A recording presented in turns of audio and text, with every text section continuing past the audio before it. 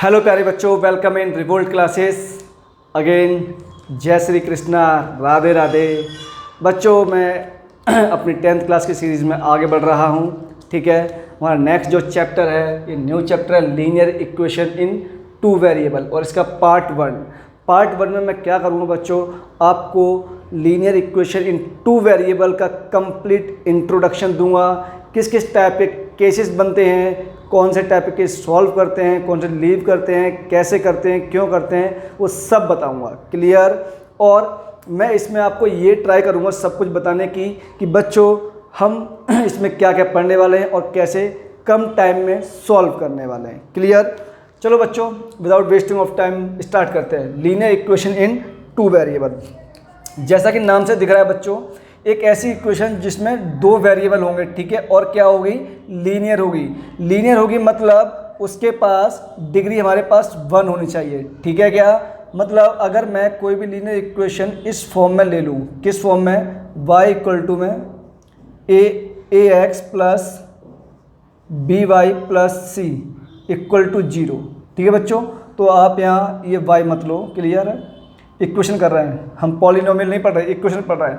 ax plus by plus c equal to 0। बच्चों ठीक है, यहाँ पे ध्यान से ऑब्जर्व करो, 2 वेरिएबल हैं, एक x है और एक y है। a b c हमारे पास क्या है, 3 different variable and constant, sorry coefficient and constant है। क्लियर है बच्चों। अब देखो, ये हमारे पास एक ऐसी टू वेरिएबल की इक्वेशन है जहाँ पे डिग्री इसकी कितनी है बच्चों, 1 है। वेरिएबल कितने हैं इसके अंदर, सर इसके अंदर वेरिएबल है हमारे पास 2, और दोनों वेरिएबल कौन कौन से हैं, x, y। क्लियर है क्या, ये हमारे पास 2 वेरिएबल x एंड y की फॉर्म में होगी। अब बच्चों मैं इसमें बहुत टाइप के केसेस बनाऊंगा, केस 1, केस 2, केस 3, और 3 केसेस के अंदर मैं आपको बताऊंगा कि हम लोग कैसे कैसे चीज़ें सोचते हैं। क्लियर है क्या। देखो बच्चों, पहला केस ये ले रहा हूँ बच्चों। मैंने कहा इफ़ मेरे पास क्या हो जाए, x इक्वल टू 0 हो जाए। अगर बच्चों मेरे पास x इक्वल टू 0 हो गया तो आप लोग ये बताओ सामने क्या बचेगा हमारे पास। सर x 0 हुआ तो 0 मल्टीप्लाई समथिंग 0, तो ये हो गया सर हमारे पास by plus c equal to 0। Clear बच्चों, ध्यान से अगर ऑब्जर्व करोगे तो यहाँ से हमारे पास क्या आएगी y की वैल्यू, सर y की वैल्यू आएगी हमारे पास -c/b। ठीक है, और x कितना हमारे पास आ चुका है ऑलरेडी 0। तो बच्चों ये बताओ इसके कोऑर्डिनेट क्या होंगे हमारे पास, सर ये होंगे x, y, मीन्स ये होंगे हमारे पास 0, -c/b। इतना क्लियर। अब इस सेम थिंग को बच्चों अगर मैं आपको ग्राफ के थ्रू बताता हूँ तो वो कैसे करेंगे, बहुत इजी है। डील और थिंग्स को टफ मत करना, जितनी चीज़ों को आसानी से सोचोगे ना बहुत इजीली होंगी। आपने किसी भी थिंग को प्रेशर किया अपने ऊपर, प्रेशराइज फील किया, चीज़ें टफ हो जाएंगी। मैथ ओनली प्रैक्टिस का सब्जेक्ट है, बस जितनी प्रैक्टिस कर लोगे उतना प्रेशर रिलीज कर दोगे। क्लियर बच्चों, ये कोऑर्डिनेट आ गया। अगर इसको बच्चों मैं यहाँ दिखाना चाहूँ, सपोज दैट मैंने कहा मैं इसको x एंड y में दिखाना चाहता हूँ, राइट बच्चों। अब देखो आप लोग प्लीज़, सर x का कोऑर्डिनेट 0 है हमारे पास, क्या है, x का कोऑर्डिनेट तो हमारे पास है 0, y का कितना है -c/b, मतलब हम कहीं यहाँ पे एडजस्ट कर रहे होंगे। तो बच्चों हम अगर आगे मूवमेंट करते हैं तो ओनली चेंज क्या हुआ, सर x चेंज होगा, y पे कोई फ़र्क नहीं पड़ेगा। देख लो आप लोग, चाहे y आप यहाँ ले आओ, यहाँ ले आओ, यहाँ ले आओ, यहाँ ले आओ, y आपका -c/b ही रहेगा इस कंप्लीट लाइन के अबाउट। तो बच्चों ये बताओ इस लाइन की इक्वेशन क्या है, सर पहला result by plus c equal to 0, ये इस लाइन की इक्वेशन होगी। क्लियर, जो कि हमें ऑलरेडी ऊपर गिवन है। पहला पॉइंट बच्चों, ये लाइन जो गिवन लाइन है किसके पैरेलल होगी, line by plus c is parallel to x axis. किसके बच्चों, पैरेलल टू x एक्सिस होगी, पैरेलल टू x एक्सिस। इतनी बात समझ में आई। पहला रिजल्ट तो ये क्लियर हुआ बच्चों। कोऑर्डिनेट मैंने निकाल लिए, हाँ सर निकाल लिए, पैरेलल टू x एक्सिस होगी। क्लियर। अब बच्चों मैं केस 2 की बात कर रहा हूँ, किसकी, केस 2 की। और केस 2 क्या है हमारे पास, सर केस 2 है हमारे पास, इस बार मैं क्या कर रहा हूँ बच्चों, इफ़ y इक्वल टू 0। जैसे ही बच्चों आपने y इक्वल टू 0 किया, क्या किया, तो यहाँ से बताओ हम लोगों को ax प्लस c कितना मिल जाएगा, 0 मिल जाएगा। सर जैसे ये 0 मिलेगा हमें x कितना मिलेगा यहाँ से, सर ये मिल जाएगा -c/a। अगर ऐसा है बच्चों तो बताओ पहला पॉइंट, इसके कोऑर्डिनेट क्या होंगे, सर ये होंगे हमारे पास -c/a, 0। क्लियर है क्या। अगेन अगर आप ध्यान से देखोगे बच्चों, और मैं इसके कोऑर्डिनेट ड्रॉ करता हूँ, सॉरी इसको एक्सिस पे इंडिकेट करता हूँ, एक्स एक्सिस और वाई एक्सिस पे। इस बार x कितना है, -c/a, तो ये पॉइंट कहीं हमारे पास यहाँ होगा। अगर ये पॉइंट यहाँ होगा बच्चों तो इसका ग्राफ कुछ ऐसे बनेगा। ठीक है, ध्यान से ऑब्जर्व करें आप, यहाँ आप कहीं भी जाओ x की वैल्यू पे कोई भी इम्पैक्ट नहीं आएगा। चेंज क्या होगा, ओनली y चेंज होगा। क्या चेंज होगा, ओनली y चेंज होगा। ठीक है प्यारे बच्चों, तो ये लाइन की इक्वेशन बताओ पहले तो आप। सर इसकी इक्वेशन हमारे पास ax plus c equal to 0। ठीक है, और ध्यान से ऑब्जर्व करें तो ये लाइन हमारे पास किसके पैरेलल है बच्चों, line ax plus c is parallel to y axis. शायद मुझे ये बताने की नीड है नहीं आपको कि ये लाइन y एक्सिस के पैरेलल नज़र आ रही है। क्लियर। थर्ड केस बच्चों मोस्ट इंपॉर्टेंट जो हमारे काम का है, केस 3। केस 3 में क्या है बच्चों, अगर मैं इस बार क्या करूं, इफ़ c को ही इक्वल टू 0 पुट कर दूं, मीन्स कांस्टेंट टर्म को ही मैं 0 पुट कर दूं, तब केस क्या पॉसिबल होगा। देखो ध्यान से बच्चों, जब कांस्टेंट टर्म को आप 0 पुट करोगे तो यहाँ से हमारे पास ये लाइन बनेगी ax plus by equal to c 0। अच्छा इसमें एक बात बताओ बच्चों, यहाँ पे हमें नंबर ऑफ सॉल्यूशन कितने मिलेंगे। बहुत ध्यान से अगर आप ऑब्जर्व करें, जब मैंने इसके 0 किया तो बच्चों by हमारे पास क्या हो गया, by plus c equal to 0 हो गया। मीन्स यहाँ से हमारे पास एक यूनिक सॉल्यूशन ही आएगा।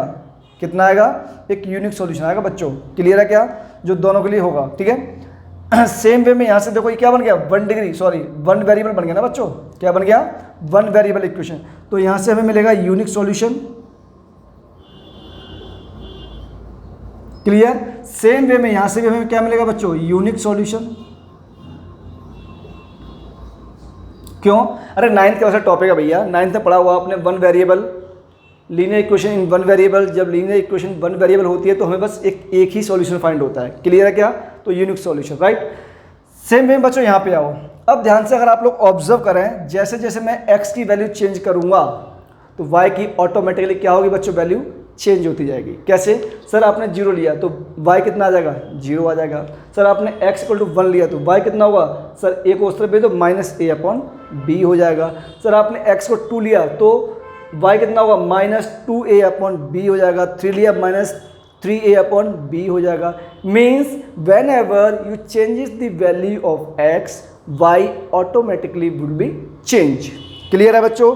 देखो ध्यान से, अगर ऐसा है तो बच्चों यहाँ से मेरे पास x और y क्या हुआ, यहाँ से हमें सॉल्यूशन कितने मिलेंगे, सर इनफाइनाइट सॉल्यूशन मिलेंगे। कितने, इनफाइनाइट सॉल्यूशन फाइंड होंगे। क्लियर है, इनफाइनाइट सॉल्यूशन मिलेंगे कैसे, when we change value of x, क्या, value of x, then y automatically will be change, automatically changed। इतनी बात क्लियर बच्चों। जैसे मैं x चेंज करूंगा y क्या होगा, चेंज होगा। तो हमें कितने सॉल्यूशन फाइंड होंगे, इनफाइनाइट। चलो मैं इसको ग्राफ के थ्रू समझाता हूं बच्चों। इसका ग्राफ बहुत प्यारा सा और एकदम क्यूट सा है। देखो ध्यान से, मैंने ये कहा बच्चों इसके 2 ग्राफ पॉसिबल है, मैं ये वाला बना रहा हूं बस। ठीक है, ये लाइन की इक्वेशन क्या होगी हमारे पास, ax plus by equal to 0। Clear है क्या, ये बच्चों हमारे पास x एक्सिस होगी, ये हमारे पास y एक्सिस होगी। अब ध्यान से ऑब्जर्व करें तो हमारे पास जब c इक्वल टू 0 हुआ, क्या हुआ, c 0 हुआ तो बच्चों लाइन ऑलवेज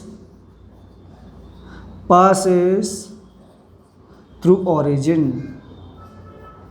देख रहे हैं आप, जब भी लाइन आपके पास ये इस फॉर्म में आएगी और सी 0 होगा तो ऑलवेज कहाँ से पास करेगी, ओरिजिन से पास करेगी। ये छोटे छोटे पॉइंट है लेकिन बहुत इंपॉर्टेंट पॉइंट है, आपको ध्यान रखने हैं। क्लियर है बच्चों? प्लीज़ वीडियो पॉज करो, फटाफट नोट करो, हम लोग आगे बढ़ते हैं 1 सेकंड के अंदर, जल्दी से। तो प्यारे बच्चों, लीनियर इक्वेशन 2 वेरिएबल की सीरीज में हम लोग आगे बढ़ रहे हैं। तो इस बार मैं 2 इक्वेशन लिखता हूँ, ठीक है, जो हमारे काम की हैं। क्यों? क्योंकि हमें लीनियर इक्वेशंस पढ़ना है। क्या पढ़ना है? Linear equations in 2 variable. बच्चों पहली इक्वेशन मैंने ली a1x plus b1y plus c1 equal to 0, ठीक है। मैंने कहा मेरे पास ये लाइन 1 है। क्या है बच्चों? ये लाइन 1 है। और लाइन 2 क्या होगी सर? ये होगी a2x plus b2y plus c2 equal to 0। Clear बच्चों?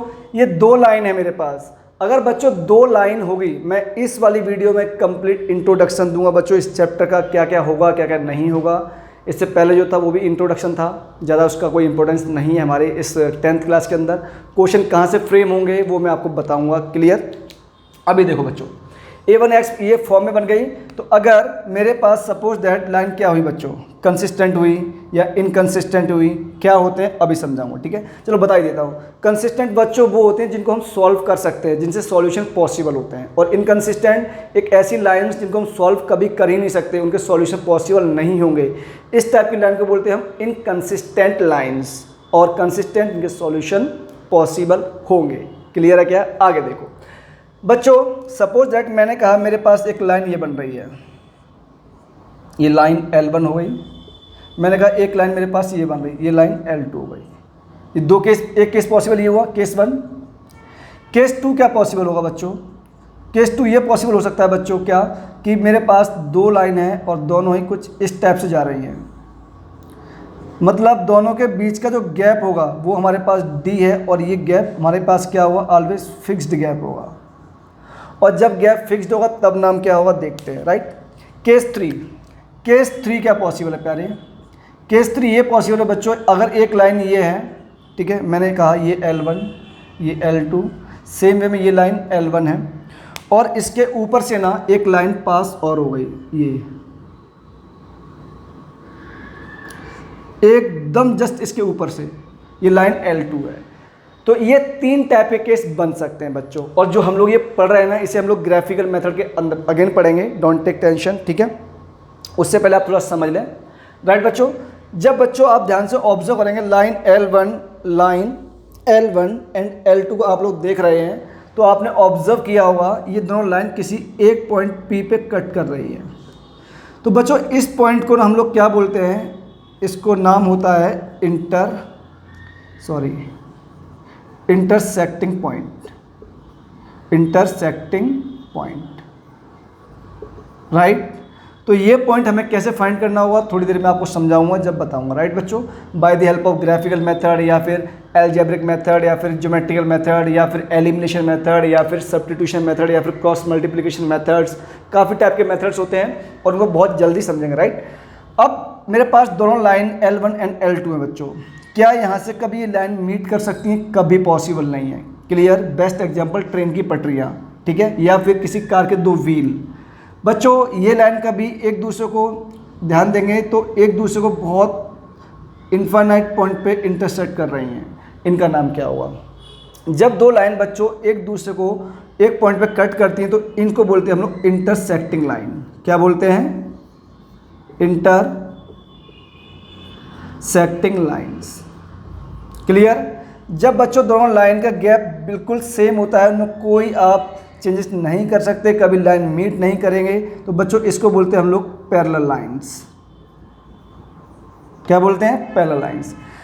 जब दोनों लाइन एक दूसरे के ऊपर से निकलेंगी, दोनों एक दूसरे को कोलैप्स करेंगी, ठीक है बच्चों, मतलब जेरॉक्स कॉपी टाइप की होगी, उनमें कोई फर्क नहीं दिखेगा आपको, ठीक है बच्चों। तो इस टाइप को हम लोग क्या बोलेंगे बच्चों? Consistent line. क्या बोलते हैं? कंसिस्टेंस लाइन, ठीक है। अब बच्चों इसमें हमें आगे और क्या पढ़ना है? ये टॉपिक 1 हुआ हमारा। अभी इसका नंबर 2 टॉपिक हमें क्या पढ़ना है बच्चों? नंबर 2 जो टॉपिक हमें पढ़ना है ना, हमें पढ़ना है इसके अंदर कंडीशन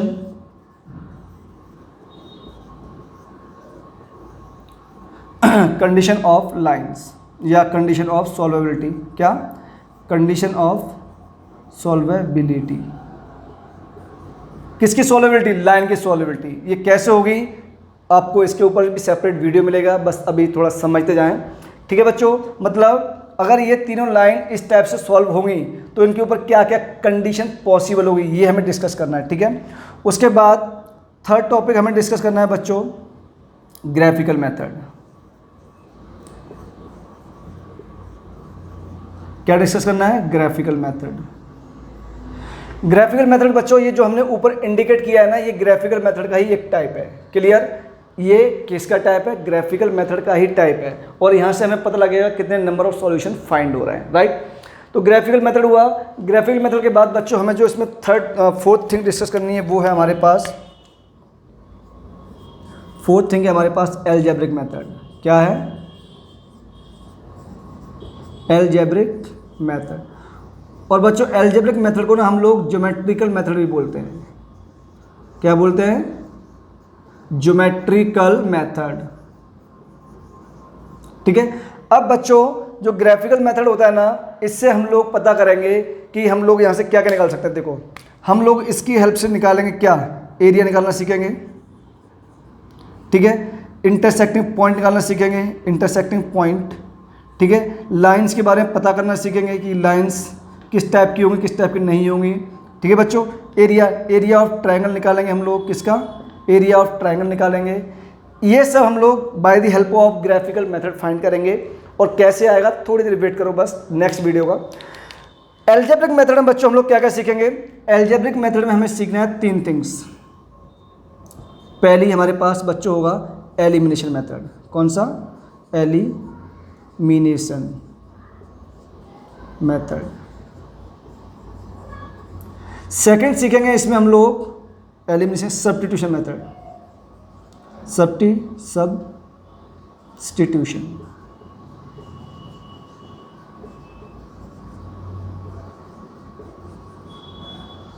और बच्चों थर्ड है जो हमारे पास वो है cross multiplication. Cross multiplication method. अब इनमें ना बच्चों हमें कौन सा अपने सिलेबस का पार्ट है, कौन सा नहीं है, वो मैं आपको अभी बता देता हूँ। एलिमिनेशन हमारे सिलेबस का पार्ट है इस बार, सब्स्टिट्यूशन हमारे सिलेबस का पार्ट है, बट क्रॉस मल्टीप्लिकेशन हमें नहीं सीखना। क्लियर है क्या? तो बच्चों आपको सब समझ में आ गया होगा। एंड अगर मैं 5th पॉइंट की बात आपसे करता हूँ तो 5th पॉइंट क्या हो सकता है? क्या हो सकता है बच्चों, आप बताओ। 5th पॉइंट में बच्चों ये हो सकता है, हम लोग सीखेंगे कंसिस्टेंसी, मतलब कंसिस्टेंट सॉल्यूशन, कंसिस्टेंट लाइंस होंगी या नहीं होंगी, और इनकंसिस्टेंट सॉल्यूशन।